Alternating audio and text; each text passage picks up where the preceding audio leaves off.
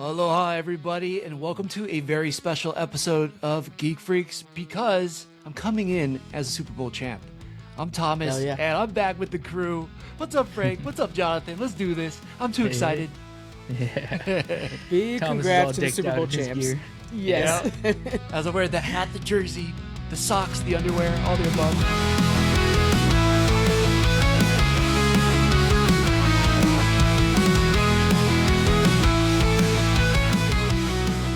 Yeah, I couldn't believe it, man. I posted this video. Like, I really couldn't. You know, it's funny. It's like, even when they said the Seahawks are making the Super Bowl, I was like, come on, really? Yeah. Really? And then I saw the game, and then I was like, we're not going to win this. Like, we're not going to win a Super Bowl this year. And then we won. And I was like, what the? Handedly, too. Like, yeah. By a lot. Shocked. You know, I don't know. I'm one of those fans who, like, never believes it happens until it happens. You know, because I've been, as we all know, I mean, everybody's got their teams, but there's so many times you think you're going to win something and you don't, and you just get let down. I was like, as a Cowboys fan, I'd be like, yes, I agree. I understand that. There you go, right? Exactly. You know, so I was worried about that, but here we are. And it's crazy. It's crazy. That's awesome. I want to feel that again. It's been 30 years since I felt that, so. Jonathan, why don't you start us off? You're the one that found the question for the week. Yeah, question of the week. So we know Valentine's Day is right around the corner. So I've heard this question from other people, and it kind of brings up a good debate.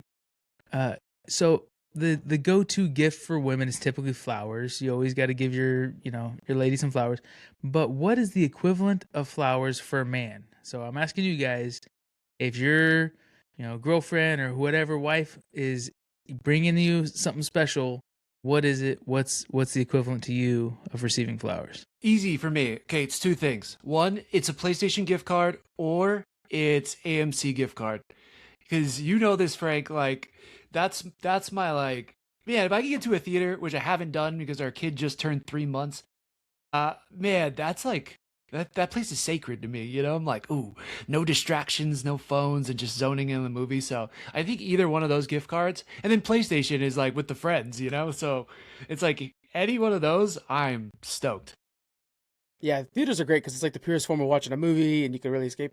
And I'm sure you're really longing for it right now when you're like in the middle of dad chaos. So I haven't even seen Avatar. Like, I really want to see Avatar before it leaves theaters. Yeah. It's so hard to bring a small child to the theaters. Like, not only now is my son theater ready, but not until about 4 was he actually able to sit through a movie in theaters. So I tried it like 2 and 3, and it would just be a tantrum, and we're disrupting everybody and leaving early. So I got another 3 years and 9 months to go, and then I'll be back. Worst year for it too, man. You got so many good movies coming out this year. You can need to babysit make some quick. Exceptions. I know, seriously. Yeah. I'm going with Legos. I think a good Lego set is the best alternative to flowers, because you could change it up too. Like, maybe there's a new Star Wars movie coming up, a new Superman movie, whatever. You can always get the Lego that matches the event of the season. That's the way to go, in my opinion. That's a good one. I like it. Yeah, I like that one. So I'm gonna be cheesy and just go with, like, it's the thought that counts, as dumb as that thinks, but like as dumb as that sounds. Boring, Jonathan. No, Jesus Christ. No, really. So it can be almost anything, but I don't like flowers because you're watching them die, and that's just like a reminder of the futility of life or something like that. But damn deep. The simple things of, like, I drink beer. If she goes to the store and she's buying groceries and stuff, she's like, oh, you know what? He doesn't have any beer at home. I'm gonna buy him, a case or whatever. Like, that's nice. Or like, I do like that. Recently, my wife was getting a new phone for her mom, and she's like, yeah, you know what? His phone's just as old. She just ordered me a new phone. Like, what? I wouldn't do that for myself. I wouldn't spend the money or the effort to get myself a new phone. But I got one coming in the mail, so I was like, that's like a birthday gift, dude. That's not like Valentine's flower. Wow, man, she should keep her. Good job. Right. So, that's awesome. And gift giving is her love language for sure. But it's like, just the thinking about me, even if you just, when she gets fast food or something like that, and she's like, oh, I'm just gonna get him fast food in case he wants it. Default, of course I want it. In case he wants it. Like, she's gonna come home and you're like, no, honey, I'm actually not gonna have that hamburger and fries. Yeah. Sorry. I don't like In-N-Out anymore. That's not healthy enough. Oh, In-N-Out, son of a bitch. Yeah, I never got you that double. Sorry, just me. You'd be like, that's like, it goes from, this is really nice and special, to, this is divorce. Like, why did you not get me some? That's a great point. Yeah. Like, are you kidding me? So Yeah. small stuff it matters. I mean, now I want some Oh. In and Out. All right. Me too. We got a lot of news to talk about today, but let's go right into the Super Bowl, guys, because I mean, it's the event of the season. I had a lot of fun watching it. As somebody who loves football and really appreciates the defense of a football game, this was a defensive game. Thomas, I think let's just jump right to you. I know you're going to be chomping at the bit to talk about how the game went. What were your thoughts about the actual football play? Yeah. I don't. Man, time to pull up your big boy pants, nerds. We're getting deep. No, I'm just kidding. Like, X's and O's. This is a spin-off podcast. No, it was so awesome, and it's so cliche, right? They always say like defense wins championships, but like literally for me, because if you think back. As a Seahawks fan, watching the beginning of the season, they did not look good. They didn't look gelled. Mm-hmm. We were trying to still figure things out, especially with the offense. But I think defensive-wise, they were finally learning how to click. And there was a lot of big trades in the offseason. We got a Cowboy with DeMarcus Lawrence. Yes, DeMarcus Lawrence. And he instantly came in and became like, a leader on the team. And so it was just one of those years where it all clicked at the right time. And they said, like, they interviewed the safety at the end, and they were like, why, when did you know that you guys had this in the bag? And they were like, the first quarter. Like, we knew by the first quarter, we're like, we're going to win this. Like, if it's just up to us, basically. And yeah, I mean, it was cool. And, I think for me, I'm nostalgic about this time around like the 2010s when the Seahawks had the Legion of Boom, right? They had Richard Sherman, Bobby Wagner, Cam Chancellor, like all of these guys. And then you're like, man, are we ever going to have that feeling back? And here we are, 10 years later, a few years plus. But yeah, and they were calling themselves the Dark Side based off of Star Wars. So like, talk about just like, this is me in a nutshell. Like, my whole personality is the Seahawks. And so all of this coming together and how ferocious they were playing, but how like supportive. And it's just like this band of brothers moment. I was like, God, this is so cool. Yeah, defense wins championships, and this defense was brothers through and through. They were the 300. I loved it. 6 or 7 sacks. Do you remember which one it was? It was a lot. Shoot, I don't know. Yeah, I don't know how many, but like everybody was getting a piece of it. There was people. They were being so creative with it, and that's something. Luckily, our head coach, he came from the Ravens. He was the Ravens defensive coordinator before he became the head coach of the Seahawks. And man, he's a defensive genius. It seems like now. He's done some incredible things. So yeah, we'll see how many of those players years old. Man, I feel like I haven't gotten shit done in my life. He's 36 years old, just won a Super Bowl. Right? I know. Like, my God, that's wild.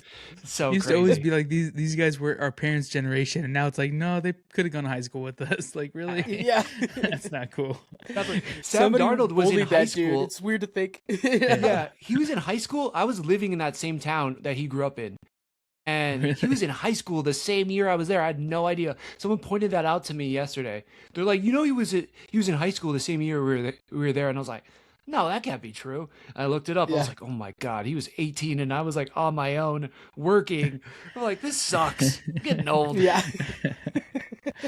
Man. Oh man, it was a great game though. I mean, it almost was a shutout, and Seahawks just did such a damn good job. Halftime show, Jonathan. Bad Bunny, controversial for all the wrong reasons, but it was really impactful for your wife. She ended up doing a Facebook post where she was really talking about it. Oh, yeah. What'd you think about the halftime show? What'd she say? Yeah, she hasn't been able to stop talking about it. She loved it so much. And nice. Really, yeah, we were just talking about it like 20 minutes ago. Her sister, not too long ago, went to Puerto Rico for one of his concerts. They're just big fans. Flew to Puerto Rico to see Bad Bunny? Yeah. Wow. Yeah, and she's like, it was life-changing. Like, it was totally worth every penny of the trip. Huge fan. De habla español? Yeah. They do? They speak Spanish? Hell yeah. Yeah. My wife is half Nicaraguan, half Mexican. So, yeah, nice, they grew up in primarily Spanish-speaking house. And, they, of course, she loved the halftime show. She understood a lot of the references because she's studying Caribbean, that was a Spanish influence in the Caribbean, something like that right now. And, she's majoring in law and minoring, or political science, minoring in Spanish. So she's learning all about Spanish culture, history. Wow. And so she loved all the references to, not just Puerto Rico, but the other Central and South American countries. To me, my favorite part, though, was how, a lot of it was very cool. I couldn't believe they got the whole set up out there on the field so fast. Like that was just the remarkable. engineering was like so impressive, man. Yeah. It's wild. Dude, people were those bushes. Yeah, Did you see that? I know. Like, I was like, there's was no the way most that's amazing. real. It was like, I was that's like, how they got the bushes out there so fast. It was people. Yeah, I know. I Just was put like, that's bodies. got to be AI with their heads poking out of the bush. And I was like, there was really people in there? That's hilarious. Yeah. What did your wife say, like, in the post, though? Oh, I don't go on social media. I don't know. Oh, Yeah. dang, I'm so curious. You gotta send that to me after. But yeah, my wife's half Mexican too, and so she understood a lot, and so she was like translating and stuff, and then like singing Spanish to our son, and she was the only person at this party we were at that spoke Spanish, so it was like. It was really cool, and she's been playing Bad Bunny all year. And at first, I was like, I'm not really into it. I don't know what he's saying. And then, like, now it's like I don't know what he's saying, but I kind of know the words, and I know all the songs. Like, I don't know the names of the songs, but I know it when it comes up, like how I could hum it. And exactly, you listen. If you listen to screamo or techno, you can enjoy music without understanding words. I love both of those. That's true. That's And true. yeah, he has good songs that even if you don't understand the words, they're really good. Definitely. But I loved. At one point, he's like, "God bless America," and then he starts listing all the countries of the American continents: North America, South America, south to north. north. Yeah. And I was like, "Damn, that's so good," because that's one thing that a lot of people kind of argue about or complain about is that when you say you're an American, well, yeah, somebody from anywhere in the continents is American because they live in the Americas. But the people from the United States of America consider themselves like the true Americans. Yeah, there's a divide or whatever about that specifically. Yeah. And so I thought that was really cool to kind of put some attention on that, a recognition to that. Yeah, absolutely. It was powerful, man. I was like, I was moved. And when he gave the kid that Grammy, like, I don't know why, dude, new father alert. Like, I was like, right. Hits in the feels. I'm not crying. Dude, they got me, man. I got to give a shout out though to the millennial representation with Green Day in the beginning. Like, oh my god, that was just like every damn What's song funny is I our loved. parents watching that, they're like, I don't know if I know any Green Day songs. And then as soon as you start hitting, it's like, oh yeah, I know every one of these songs. It's our entire life. Okay, last thing I want to say too, Ricky Martin. I didn't even know that guy. That guy's a vampire. Yeah. He's drinking Paul Rudd juice. He like looks so good. And then I guess he also was singing the song he sang was talking about Hawaiian colonization. And I was like, what? Somehow Christina knew that. I'd never heard that song before. Didn't know there was a Spanish song about Hawaiian colonization. I was like, this is insane. So anyways, Ricky Martin. It was great to see that guy. What a gem. Not to talk too much shit, but him and Kid Rock are the same age. And one of them aged like hot milk. And the other one looks like Ricky Martin. Yeah, I know. I've seen that. I've seen that as well. Who do you guys want to play in the next halftime? Dude, how do you top that? Like, because it has to be somebody who's so big too, right? Like, they have to sell so many records or have so many downloads, and he undoubtedly like won last year. And I kind of want it to be my blind spot. Like Kendrick Lamar, I didn't listen to any of his music, or I probably heard his songs, but didn't realize who he was until the halftime show last year. I was like, oh, damn, yeah, he's actually really good. And then started listening to his songs. Like, oh, yeah, I've heard some of these, but I just didn't recognize it as his music. But yeah, whoever's like really hot and popping, but just into my blind spot, which is very common. Yeah. With Kendrick, watch his music videos. They are masterful. He does such a good job with music videos. Yeah. You know, you know who it's not going to be? Is Drake.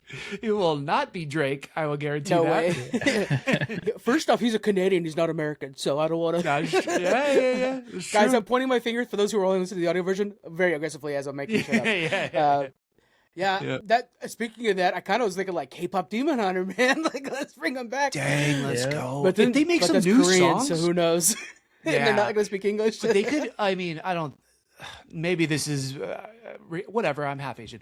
Like, what if they brought out like BTS too, and like, oh my god, yeah. You know, BTS plus K-pop Demon Hunters, like that would slap. That would be amazing. And then you have what's that one dude who's like super popular out of BTS now, Jungho or whatever, Jinho. Oh, like that guy's so good too, and he's got music with everybody. So I mean, I'm about a K-pop halftime show. Like, you don't have to twist my arm. I would love that. Because think of the visual effects. They could do like the lighting as if like they're sealing the Hungyo. I think it is something like that. Hamoon. Yeah, I was like, oh, that would look so good in a stadium. So cool. Yeah, just laser projection on the stands would be all you need. Man, I want that now. Give us a K-pop halftime show. They're working on a sequel, right? Like maybe it'll come out and then yeah, but it's not gonna be out till like 2030. The sequel. Jeez. That's way too long. Come on, Netflix, just give them an extra like $100 million. Let's get this thing out. I'll keep it 10 years. So they're like, oh, it's gonna take 10 years again, guys. Unfortunately. So, yeah, it's crazy. It was a good Super Bowl, guys. I can't wait for the next one. Hopefully, Cowboys will be in it. I mean, just like that. It's funny how much like I'm delusional. I get the Cowboys fans are delusional, and I'll admit that. But don't ever tell us that we're delusional. It's just for us to say. That's our word. And after the Pro Bowl, like there was so much conversations about like, are they going to sign George Pickens again and stuff like that. And I'm telling you, amongst the Cowboys fans, this is so delusional. We're already saying we're going to win the Super Bowl next year. I promise you. And it's like that is the most Cowboys fan thing ever. This season's not done. We're already saying we're going to win or be in the next Super Bowl. It's like that's just us. We can't wait to get our hearts broken.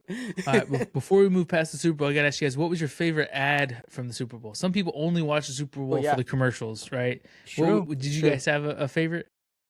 So the only one that sticks out in my head, like I want to talk trailers, but ad specifically is the Dunkin' Donuts one, the alternate Goodwill Hunting as a sitcom. That was fun. That was pretty good. That one was ridiculous. The cameos in that was like Avengers level comedy. Like it was insane. The amount of de-aging that must have been done inside that, though. Dude, seriously. Or AI or something. They did a lot of CGI on that. Yeah, Joey Tribbiani. What's the other guy who was in A Good Place? Ted Danza, Danza. Yes. That one was good. I mean, how about these nuts? Yeah, that was good. Yeah, I was just kind of disappointed by the Star Wars one because I was like, I need more. And then Star Wars came out with a statement today saying like, well, we want to do an homage to the Super Bowl. It wasn't about Star Wars so much. It was just, but we wanted to do an homage. It was like, I get that, but you got a lot of geeks at home that are thirsty for trailers. And for Disney as a whole didn't release a single one other than Hoppers, which is good. But like, we wanted Star Wars, we wanted Avengers. And the Hoppers, that wasn't a new one, right? I think that's the same one they had out before. Yeah, it's a recut, but basically nothing. But nothing new. It was funny on the Mandalorian one. Like a lot of people that were watching at the Super Bowl party with me watching, they don't really know geek stuff like us. So they're like, "What is this? Like, is this a Budweiser commercial?" And they showed the Mandalorian, like, "Oh, Mandalorian, cool." And they were like, "Well, what was that?" Even though they saw like Mandalorian Grogu, they thought it was just cute. I was like, oh, this is for the new movie probably. And they're like, there's a new movie? They had no idea. So I don't think that was a good thing. Like, they should have even just done it in collaboration with Budweiser. You know what I mean? Like, it should have said, like, Budweiser plus Mandalorian, new movie coming out this summer.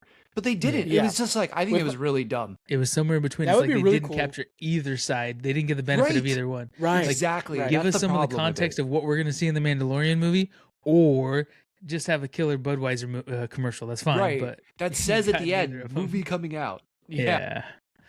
They did actually have a pretty good Budweiser one with the eagle on top of the back of the horse. That was so cool. Good. Yeah. Cool. I'm like, okay, you guys must have put a ton of money into that. That was really well done. Yeah. Speaking of the Mando one, I will say there is something we can technically pull out of this. It sounds like they're going to be on Hoth at some point because we've already had some snow planet stuff in the trailer. And with those being Tauntauns, those are native species to Hoth. So it looks like we're going back to the Empire Strikes Back planet. There's something we can pull from it, but it's just not what we wanted. But that all could have been fabricated just to look like the Clydesdales, right? Very true. Very true. It could have been that far of a pool. Just But I think they could have done better. And then there was Supergirl, but honestly, I didn't even see that during the Super Bowl. I saw it on threads from here at Geek Freaks, and I was like, "Oh, baby crypto!" But it's only because you like highlighted it. Oh yeah. And then that was it. So it's like, did the Super Bowl trailers win this year? No. And could it have better served by Marvel? I don't know. Maybe they were smart to skip this one.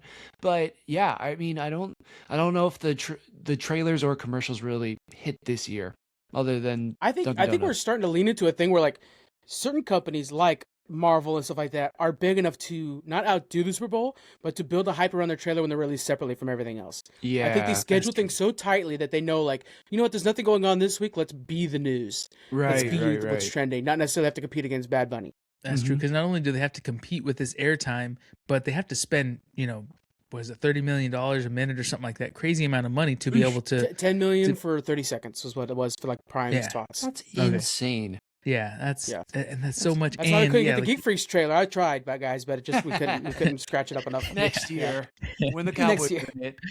Came up a little short on that one. I can't tell you, Thomas. Don't talk dirty to me, man. Right? It's been 30 He's gonna years, start booking man. tickets right now. Oh my God. Fly out to Texas. It's gonna be in LA. I will be there. So if I stay him, I will be there. Yeah. Be dope. I really like Disclosure Day. This might be a big hit that nobody's thinking about because it's Steven Spielberg and Aliens. Like, that's just, when you add those two together, that's going to be a good movie. It's got a really good cast, and they're keeping it kind of grounded. I keep getting Interstellar vibes from it. Mm-hmm. So I think it was nice to kind of shine some light on a thing that's not a Marvel project, maybe in a way, where it's like, this doesn't necessarily have the marketing that some of these bigger things do. But Spielberg's doing a new Alien movie. Hell yeah, I'm in. Yeah, and I really like the kid that's in it. He's not even a kid. He's probably my age, but like he's the dude that was just in Knives Out, and he was in Challengers. I like that guy a lot. He's super good. I think it's Rachel McAdams too. Could be wrong, but like the cast looks really good. It looks very intriguing. And then I guess where I'm getting a little confused is because they also put out the movie with Ryan Gosling, Hail Mary Project. Yes, you know what I'm like. They're both space movies, and I was like, "Wait, which one is which one?" When I was saying that, but I'm also really excited about that movie. I feel like that to me looks like Interstellar light. You know, that's true. That's a really good point. Yeah, like it doesn't With look that as and Mando. We have 3 space movies coming out this year. That's interesting. We don't normally have something like that. That's pretty cool. Cool. Oh, and Dune. And Dune. Yeah, we got a pretty stacked year. Yeah, helped relaunch the space excitement. I don't know. I know we talked about movie pass. We got to get Will theater ready, man. You got to get him to where he can go to the theaters comfortably. That's so important for you right now. There's so many good movies coming out. Can we give him whiskey? I mean, it works for me. It knocks me right out. It works. You know what? I think he's teething already. He needs baby Tylenol. So. Yeah. Perfect. But it's gonna be a good year for movies, I think. Well, definitely. It is. All right, let's move from the Super Bowl over to Baldur's Gate. That's getting a show from Craig Mazin. I always want to say Metzen, but that's somebody else, a video game developer. Anyways, Baldur's Gate. So basically what we're looking at here is this is going to be a D&D show. They're going to be going off of like a sequel to Baldur's Gate. They're going to be following the story of Baldur's Gate, which is a little bit tricky because you can make any ending you want out of that thing. Not that I would know. I could never finish the damn thing.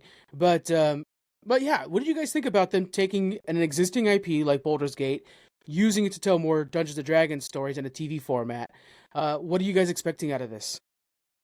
Yeah, I think that's a good idea, honestly. Take kind of the broad structure, the broad story, and it's a playground, so you got lots of room to work within it. I mean, as far as I remember, Baldur's Gate is like hell on earth pretty much, right? It's like a bridge between the two. Yeah, it's the void. Yeah, it's kind of like the void are breaking a little bit too. Like, yeah, it's a combination of there's a breach essentially coming in and stuff. Yeah, a little bit like Oblivion in Elder Scrolls. Kind of like that in a way.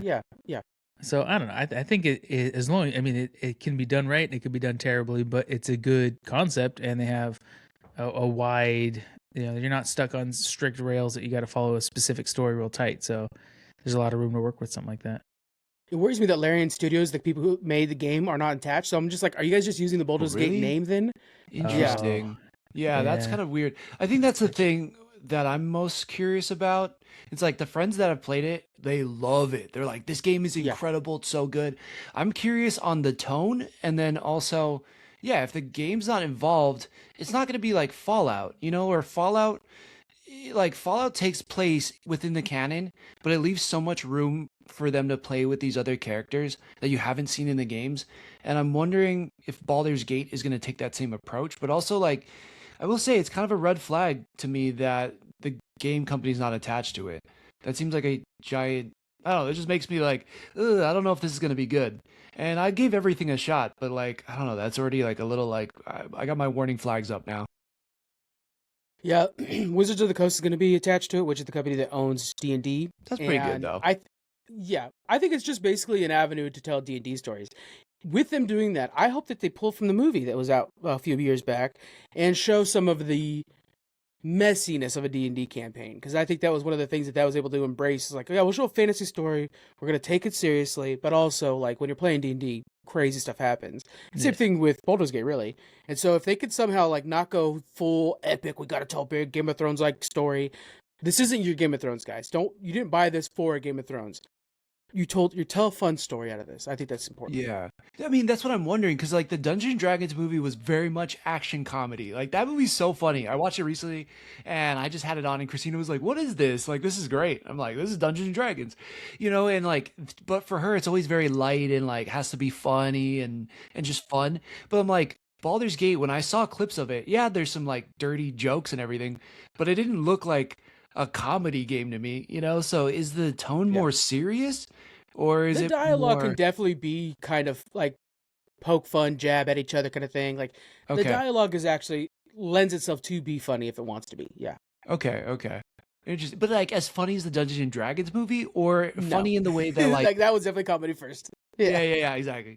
So as funny as a Knights of Seven Kingdoms funny kind of thing like that. Yeah. Oh, interesting. Okay. That could work. I mean, it could work. Yeah. Yeah. I don't know. A little bit of subtle, witty humor can do well in a dramatic story too. If you don't have that whimsical humor, you got to have a little bit of balance. But I think I prefer, a little bit of witty humor versus, slapstick or whimsical in a dramatic story for sure. Yeah. The showrunner for gosh, I can't remember his name flying me right now. The showrunner for Knights of Seven Kingdoms is kind of learning that right now. He's like, you know what? Maybe I pushed too far. Less big dicks, more, Really? fun, hard telling stories. God, I love that show. It just keeps getting better every week. Yeah, it's so good. Let's make the transition into that. Actually, let's talk a little bit about Knights of Seven Kingdoms because, by the way, guys, we have a standalone limited series that we're doing about that. I am frankly blown away by the listens on that show, and I really appreciate you guys' support over there. But we just had episode 4. And the stage is set. What are your guys' thoughts on the show so far as we're going? Good, loud. This is so good. Dude, yeah. I loved, from episode 2, I was like, this show's amazing. But then episode 4 was just like, I threaded, like, I'm about to run through an epic wall. And I'm not kidding. I was so pumped by that last scene. It's been a long time since I've felt something like that. And it's crazy because it's not like it's an Avengers movie. It's not like there's a million characters we've been following for years and years. It's like everybody I've seen, I met this year in the last couple months. And I was so pumped by that last scene, by who showed up for a dunk. God, dude, this is so... That kid, Egg, too. The most adorable kid in the world. Like, perfect I have casting. A newborn son. That kid's cuter. Like, he's just so cute. Love that kid. He's awesome. Yeah. HBO and anytime they do interviews too, it's like that's just Dunk and Egg. They're not acting too far off of what they normally are when they're together. That's amazing. Oh God, I love it. I'm glad to see HBO's like confident and willing to put the money behind these shows too. It's like they're not phoning it in. They're not doing the cash grab thing that a lot of the streaming services are doing. They're actually putting effort behind this, and it shows so clearly with the quality of their shows. Yeah, I think that's the thing with HBO, though. It's like it's always been quality. Like when you look back, even I think it was the 90s that they first started. It was unheard of that you had to pay for a channel. And then they, and then they crushed it. They were Netflix back in the 90s. And then, and they've stuck with that quality, right? Like sometimes the story beats have missed, but it's like, Game of Thrones arguably has to be one of their biggest I'm trying to think of, they have DC stuff now, but it's like, that has to be. But even if you're going like Sopranos is one of the earlier ones. And it was so good, and like Entourage was back good. In the 90s. Curb Your Enthusiasm still good. Yeah, it's like everything. Even Hacks now for me, incredible. Oh, that's but so good. I'm happy that. See, like this is kind of maybe a hot take. It shouldn't be, but like this is kind of how Marvel should have done different genres instead of completely like when you look at WandaVision, it's different genres, and I'm putting this in quotations. But it's not. It still feels very MCU. And then they fully go off of like, this is just a whole different thing, right? And I'm sorry, I know that She-Hulk has its fans, but it's like, that just felt like something completely outside of the whole Marvel universe. And like this feels very much like in the Game of Thrones universe, except for there's jokes. And there's like, these characters are just kind of dumb, or they're kind of like misinterpreting the situation. And it's just so like, this is a different type of story done in a universe perfectly well. I just love it. I love it. It's so good. Ira, the showrunner, and I remember the name, he said like, people were like, man, I wish it was more than 30 minutes. He says, I wanted it to feel like you're reading the book, where it's a lot shorter, a lot faster paced. It's like The Hobbit versus Lord of the Rings. It's punchier. And so we could have done longer, but then we were adding stuff that we don't need to add. There's already a lot of added stuff to this, but it is a pretty faithful adaptation in many ways. But he wanted it to feel like a short, jaunty pace. And I was worried about, like, you guys, this could have been a movie, so it's a little weird that you're dividing this up. But I do feel like the short episodes, the wait is killing me. Like, the wait between the 30 minutes is tough. Yeah. But I think it's a pretty solid adaptation. Listens, dude. Yeah, like I tell you, have time to tune into the other show.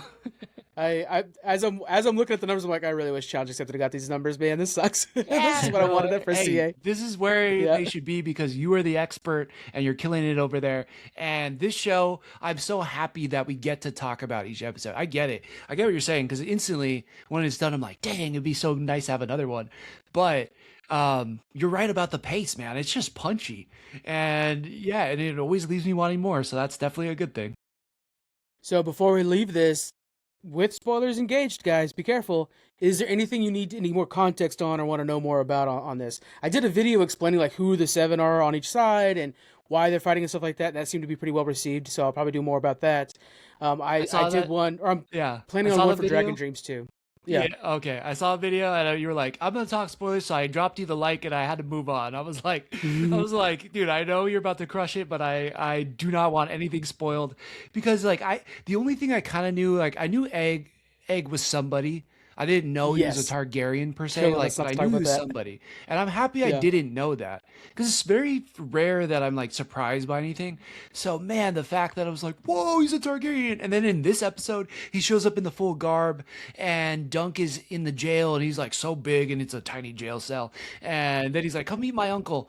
Dude, that was so cool. So I'm curious why the uncle is there to bat for Dunk at the end, but I don't want it spoiled. I can wait till next week. It's within the episode. It's because of the speech that Dunk gave him. Like, we all are the same knight. Like, we all vouch to be the knights in the same thing. He's reminding him that you are a knight too, and here you're following into the old school Targaryen thing. That's the other thing too, is in context of where they're at in the history. They don't have dragons anymore. This is 13 years after the Blackfire Rebellion. The Targaryens' leadership, they're kind of showing through the fossways that the Targaryen leadership is being questioned a little more than it ever has been. Yeah. And he, because he has the brown hair, it's because his mother's Dornish, he's a product of, like, let's try to marry for more power instead of just incest and, like, dragons. Right. And his brother with the white hair and all his children are very much still old school, where it's like, white hair, that's how you make another white hair baby. Oh, man. And so, like, right now we're at a very interesting time. There's going to be a lot of ramifications going forward after this next 2 episodes of the line of succession for the Targaryens. And, like, will they work with other families to create a unified Westeros through marriage and normal stuff like you see out of, like, England? Or will it be all about, like, my sister's hot and it needs to be this way? So that's kind of where we're going from here. Wait, question for you, like, because I'm very surprised at how much it's tying to, like, the main story. And I know that had to be it's in that universe, but like I'm impressed with how much it's tying in. You know what I mean? Like, I would have honestly been fine with this story, even if it had nothing to do with Daenerys, if it had nothing to do with what's the name from House of the Dragon? Rhaenyra. Like, I would have been fine with that, because I just like am so into this story. But I was like, man, this feels like it is really gonna impact, you know, House of Dragon and potentially like future, I guess like the regular Game of Thrones or like the original Game of Thrones. It'll impact Game of Thrones, because this is after House of the Dragon. And speaking, like, what happens in these episodes here, that's what I love about it, right? Is it's like, normally when we're talking about Game of Thrones, you're talking about the Starks versus Lannisters. It's this big thing. But sometimes the world is changed by the small people. And what happens in this little tournament will, if this didn't happen, there wouldn't be a Game of Thrones. Wow. So, like, that's how impactful what happens in this little tournament is already, you know? Wow. Even with, like, just to kind of give some, like, a little bit of an idea here, Egg, a Targaryen, is sleeping under a tree with the small folk. I mean, that hasn't happened in 150 years. Yeah. You know, so there's already one Targaryen that's, like, learning what it's like to not be an asshole. And what could that be for the rest of their history? Yeah, it's pretty special. Like, and there's multiple books and stuff like that. There's 12 plan, and Ira is already talking about, like, we'll probably do all 12 actually because of how well this one's doing. So that's pretty neat to see. There's only 3 written, but 12 planned. What's that? But is it Dunk and Egg the whole time, or does it follow different? Dunk and Egg the whole time. Wow. The 12 books. The plan is to go till their death. We all know how they die because we know how the Targaryen history is. Right. But yeah, the 2 are. And that's the other thing too, is they're only 6 years apart. It doesn't look like it on screen, but Dunk is actually 16 and Egg is 9. So, Wow, or 10 or okay. whatever. So yeah, the casting's a little different on that. Huh. Yeah, which I think it still work. I mean, yeah, I guess that would be the only thing you'd have to get over if you read the books. But man, those two together are phenomenal. It's like between them and Trevor Slattery and Simon Williams, I'm like, dude, romance all day this year. Like the best friends ever. I love it. I love all these like best friends this year so far. Our last episode, we brought in Joe, who knows all about Marvel and stuff like that, his entire podcast and stuff, and we broke down all just Wonder Man. So check that out, guys. If you guys want to go good back episode. Yeah, as just a listener, it was awesome. Let's stick into the world of fantasy. John, why don't you tell us a little bit about what Disney's got cooking? Yeah, so Disney's working on an Eragon series. I'm pretty excited about this. So if you guys haven't heard anything about Eragon before, it might be a little underknown. There was a movie in 2006 that didn't really do that great. I think it was 2006. And it's a fantasy story, it's about a young man who I think he finds a dragon or befriends a dragon or hatches the egg, something like that. And then it's his kind of destiny to overthrow the king, to bring peace to the world or to their lands. But it's just kind of another like fantasy world that we haven't really explored very deeply. Again, there's been a movie, it just didn't get great reviews, wasn't done quite right or something like that. But four book series. I think I'm gonna have to read it before this series, before the show starts. I don't know, 4 books of this sounds like a lot. I bet it would be really good to read to Marco, to your son, because it's meant for kids. Yeah, that's what I'm thinking. Yeah, it's a young teens kind of series, but it sounds really cool. And I'm thinking if Disney can do this right, because Disney's got the power, they got the money to throw into stuff. I think this could be like a new Harry Potter. How Harry Potter kind of caught fire, the young adults. It was just right timing and stuff like that. I think if they do it right, the movie didn't hit at the time, but if Disney's putting money into it, I think it could be, the next wave. Let me jump in with this real quick, Jonathan. When I said "oh no" is because one of the reasons the movie didn't hit well is because when it was coming out, it was being advertised as like, this is the new Harry Potter, and it was really? Like, it sure the hell was not, and so people were disappointed in that.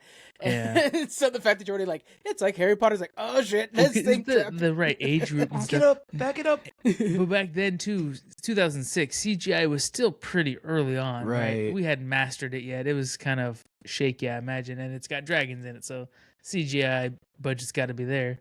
Yeah. The final battle is rough. Do we know who's making this new show or movie? Because like I think that's because you guys brought up a great point. It's like, who's making this? Also, are they gonna want to spend Game of Thrones money? Are they gonna want to spend what was the last movie that came out? They're Vikings and he has Toothless.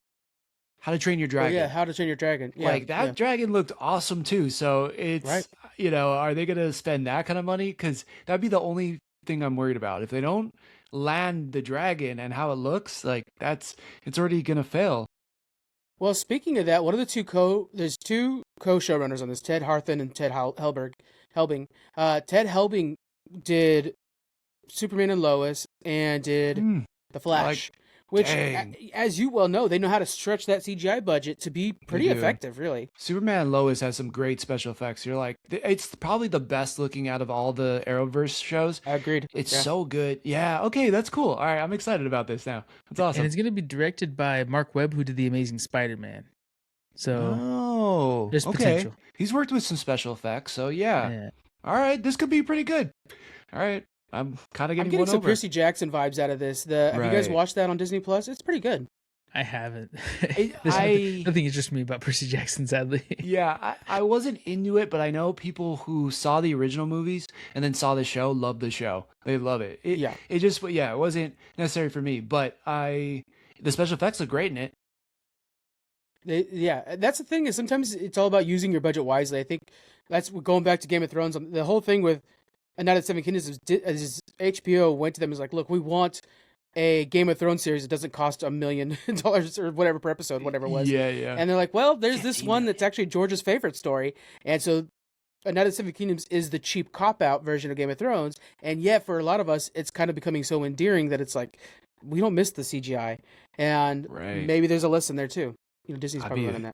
HBO's discovering it again. Disney's discovering it with Wonder Man. It's like he fights one time in the whole show, and it's incredible. Like it's such a good show. So this could really work. Now, at first I was like, this is gonna suck, but I'm like, maybe this could actually be all right. We don't have official numbers, but speculations are saying it should be maybe around $100 million budget for the first season. Okay, so that's not bad. That's not bad. Ring so of Power 8 episodes. Money. Divided by 100 million, whatever that number is, I guess for Hollywood, it's probably not that bad. They're playing on some dragons. That's what that means. When you talk about those numbers, that's dragon money. Yeah, exactly. Maybe they'll learn from Game of Thrones and kind of wait a few episodes, build a little suspense, and then make the dragons a pop. So that there's gonna be a lot of nighttime scenes. That's true. You can hide dragons in the night. Very true. They did that in the movie too. Like the whole final battle was like in a cave, and it was like, we get what you're doing, guys. You were saving some money here, no doubt. Yeah.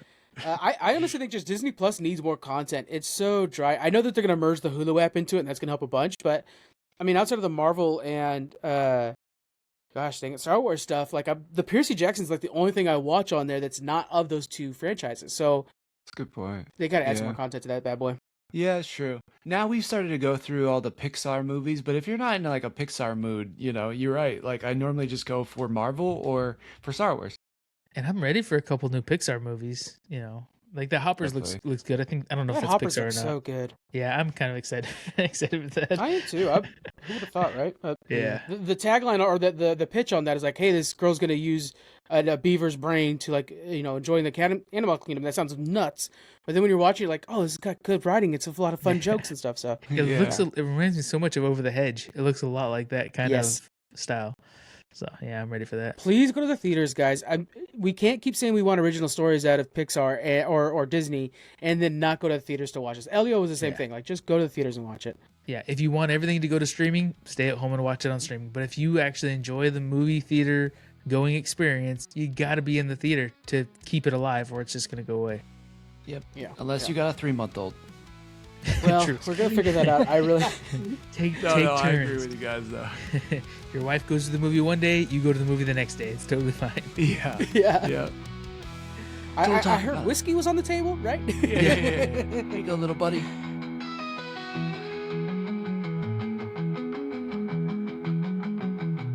Let's jump ahead to Fallout. Did everybody have a chance to finish up Fallout Season 2? Yes. Thomas, what's your first take on this one? Hot take. I'm full of them tonight. I did not like this season as much as I liked season 1, but I will say episode 5 was incredible, and episode 7 and 8 were really good. But I wasn't as hooked in this season as I was in the first season. I think because it was, you're not really discovering, we're not discovering the same things that, Lucy is discovering anymore, maybe. And I just really felt bad for Maximus. And, there's never enough ghoul for me. Give me all the ghoul. But, he obviously can only jump in when he can jump in. But, so that's my take on it. Otherwise than that, I really liked it, though. Yeah. What do you think, John? Yeah, I agree. I feel like there was a lot of kind of build up and suspense without the payoff for some of the story. Season 1 was better because you're kind of establishing the rules, and so there's that kind of learning of how things work and what is a vault, and there's you develop these expectations, and then you can break free of the vault, and there's this whole world outside and stuff. But as we're kind of digging through the history and how this started and stuff, it felt a little bit slower. Though I think it was good, I don't think it was great. So overall, good story. Yeah, it was well fun. Said. But I was kind of hoping for a little bit more. And for sure, when we get a BioShock series, I want more. I expect a lot more. Yeah, some news came out on the BioShock thing today, John. That's not great. Wait. What happened with the BioShock? The planned movie was canceled. And so the series is still very back burner, so we'll have to see. Man. What I want is for Prime to just do it, because clearly Prime's going to try to stick to the adaptation as much as possible, and they're casting right now for God of War is out of this world. So. Man, guys, if you're writing to your congressman, include the BioShock series.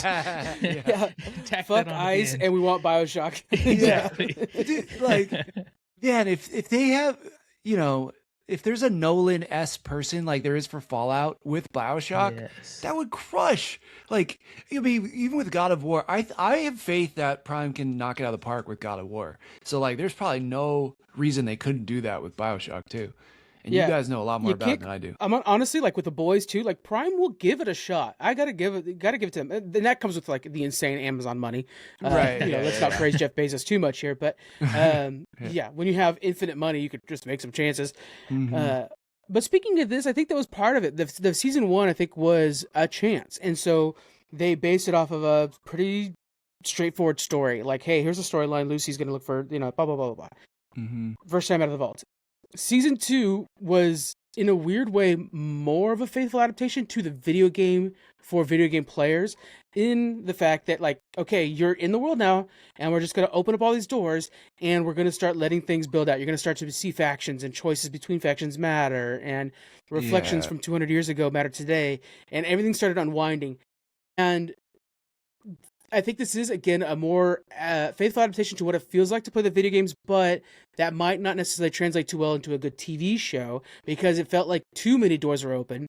Either got too little time in some moments with some people. Like, I think Maximus was so underserved in the first half of this season. Yeah. Really found his own in the second half when he was kind of on a path to becoming a member of the NCR.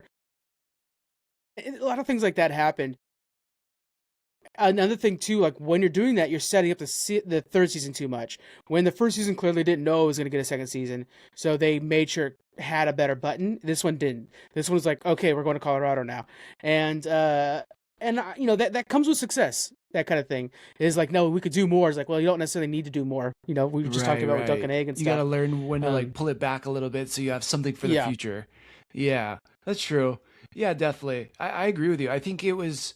Yeah, you're right. Like, there's just some things you're like, man, I want to see more of that, and then some things you're like, okay, I'm good. Like, I've seen past Vegas enough now. You know what I mean? Like, I'm like, that's good. But yeah, I think what we got, I still liked it. Like, that last episode was still emotional, where they all walk down and they're in Vegas, and freaking Maximus is fighting, all the Death Claws with that power suit. That was super dope. And then finally getting to see the ghoul, like, he's there. You get to see his wife and kid, and she's not there. And you think he's going to be devastated and lose it. But he's like, no, now I know where they are. And it's like, okay, that's pretty good. The Lucy, I liked that moment with her dad, but he kind of mind wipes himself, I guess.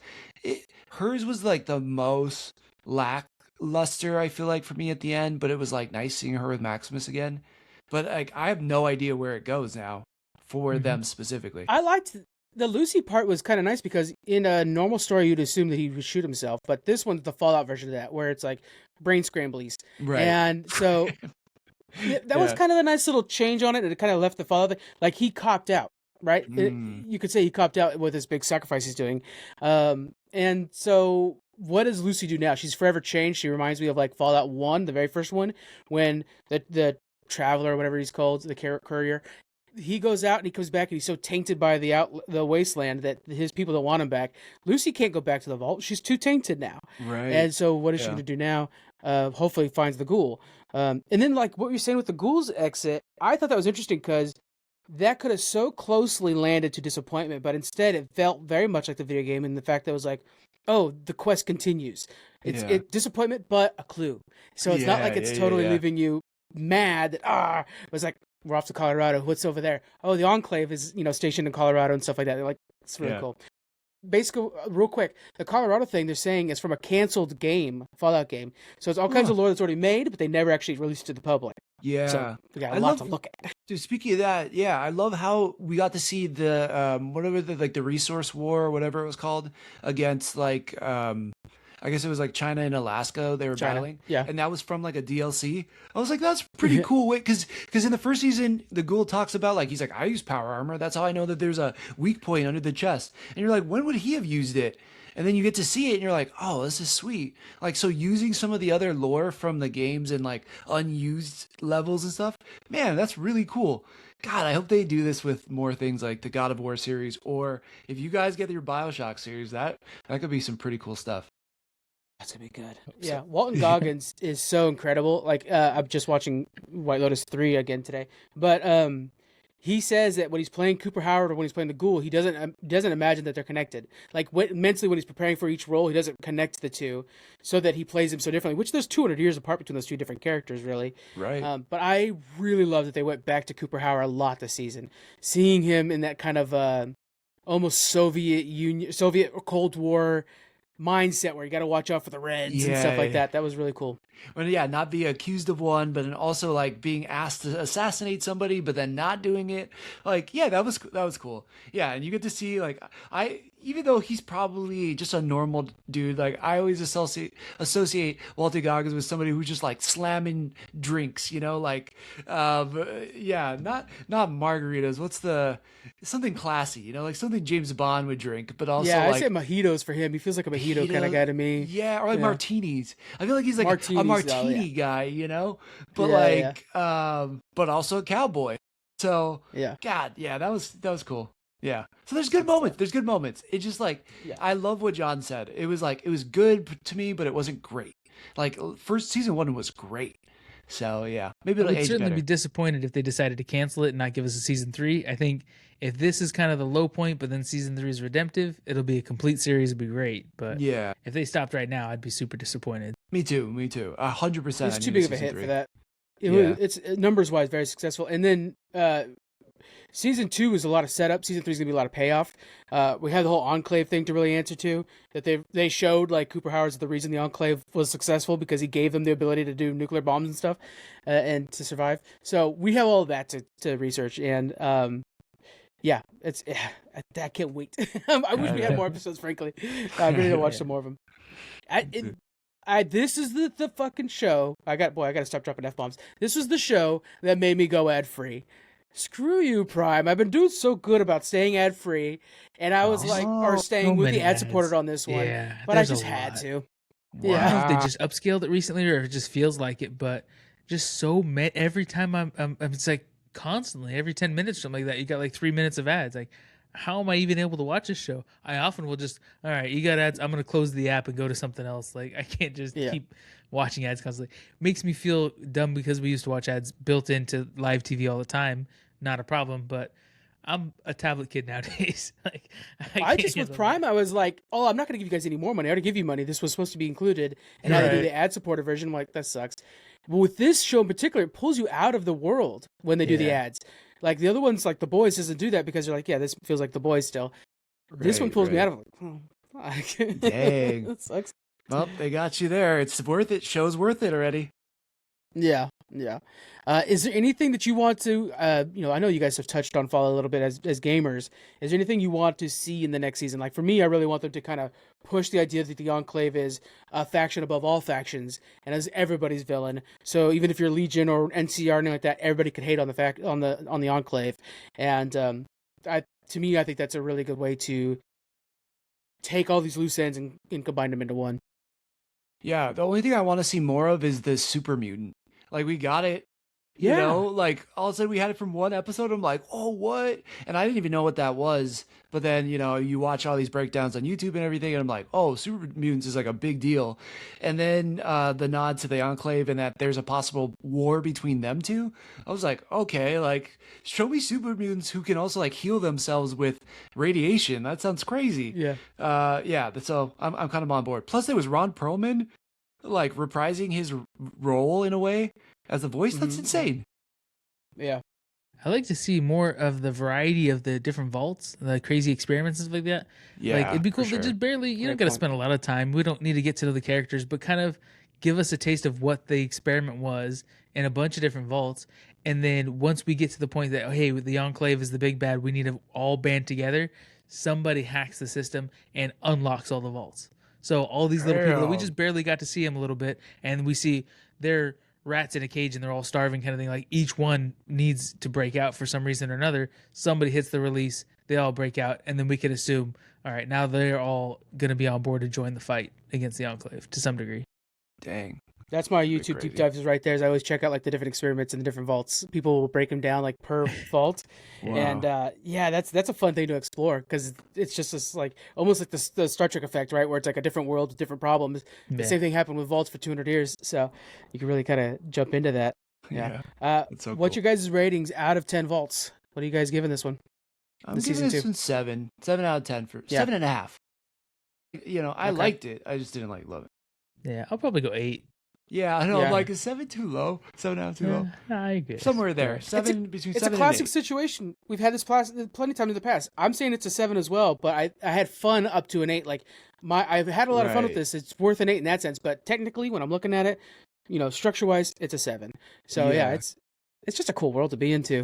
Because it's weird, because like Wonder Man for me is like undoubtedly an 8, or maybe even a 9. So like to put this so close to Wonder Man would be weird. But yeah, so you're right. Yeah, I think I'm closer to a 7.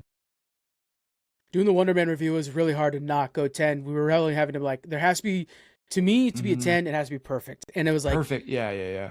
It's hard. Like Wonder Man, I walked away thinking like that was perfect. But then if you're like, maybe the middle was a little slow. Yeah, we were really dissecting that one pretty hard. And then it'd be like, okay, it'd be cool to actually have seen a suit in action. That would have been cool. Yeah. Although people complain about, so there's little things where you're like, not quite a 10. God, the performances in Wonder Man next level. Performance is 10 for sure. Yeah. Show overall, not a 10.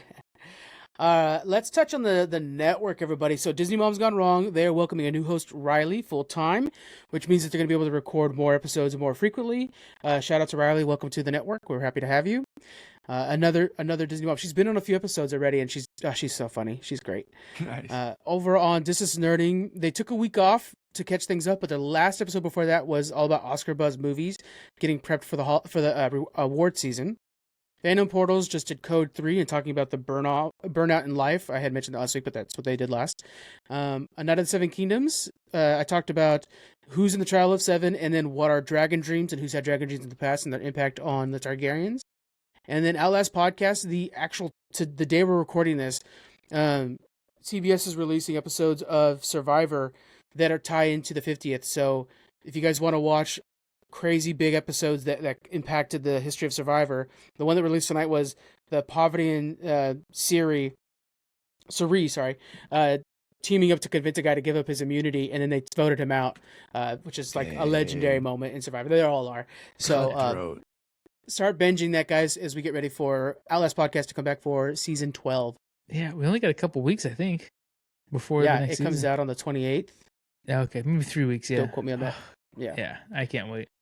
And CBS is going to be releasing an old episode every day that it has one of the old school people coming back. Yeah. And if you Google it, you can find who's in 50 and what season they were in, and just go through Paramount and start watching the old seasons again if you have the time.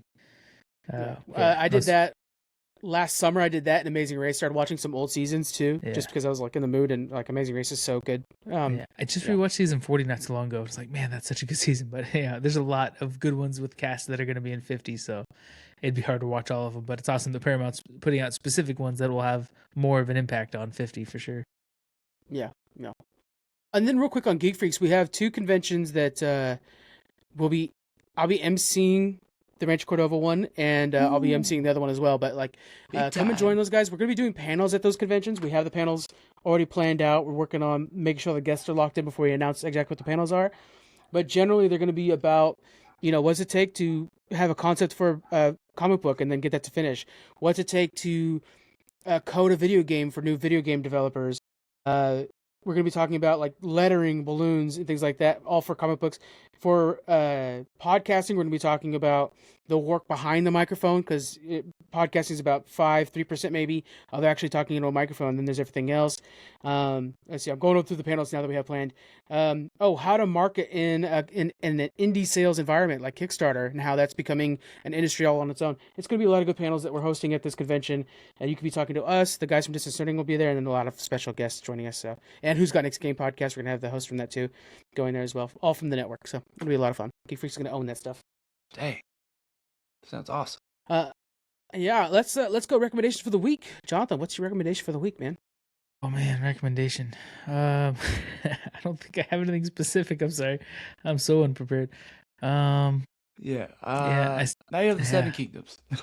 Yeah, I think I'm still an episode behind, honestly, on that. But oh my god, dude! Well, let me recommend it to you. It's super. As we're good. talking about it, it's like, man, I don't think I saw the newest episode because it came up right before the Super Bowl, right? It did, yeah. It came out on Friday. Yeah, because they didn't want to compete with the Super Bowl, and I was like, holy crap!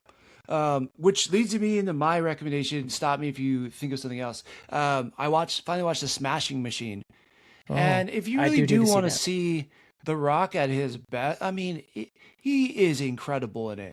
Like there's still moments where you're like, this is very, this was softened in a way that The Rock could be good in it. Like it's very nice for The Rock, but he's still impressive in it. He's doing amazing work. I do not think he's at the same level for me as like a Dave Bautista or as a John Cena, but nevertheless, he's so freaking good in that movie. And it's not as heavy as like a movie like The Iron Claw that we watched, Frank. It's like a little lighter than that. Still A24 though, but it's still really good. Yeah. John, do you have anything that you were recommending? Yeah, well, I was thinking about it. We were just talking about Survivor too, so my recommendation would be go back and watch some of the episodes for the previous contestants that are going to be on 50. That's probably honestly what I'll be doing between that and The Pit. Me and my wife, she's madly in love with The Pit, so we've been watching that religiously. But such a good show. The Pit and The Chosen. This last episode, someone just flatlined, and you're like, I knew it was coming, but I hate to see it. Oh man. Dang, it's a heartbreaker. I think I cry watching that show more than any other show, unfortunately.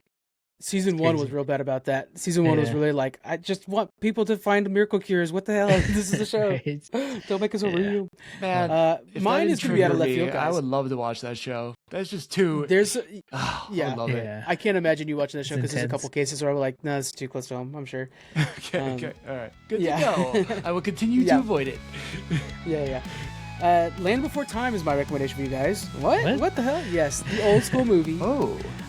The reason I'm recommending this is because they're coming out with a short kind of test run version of a remake called Littlefoot, and our friend AJ Locascio is going to be in it. He's playing Petrie. So we had AJ Locascio, who plays Gambit. He's going to be playing Petrie on this one. So I was like, let's give a shout out to that and shout out this project that's coming up. That's awesome. We love you, AJ. We definitely do. All right, everybody. Thank you so much for joining us. Hit those 5 stars over on Apple Podcasts and Spotify. And make sure you join us on social media, Threads, Instagram, and the like. We'll see you guys in the next one. Bye. Bye. Aloha.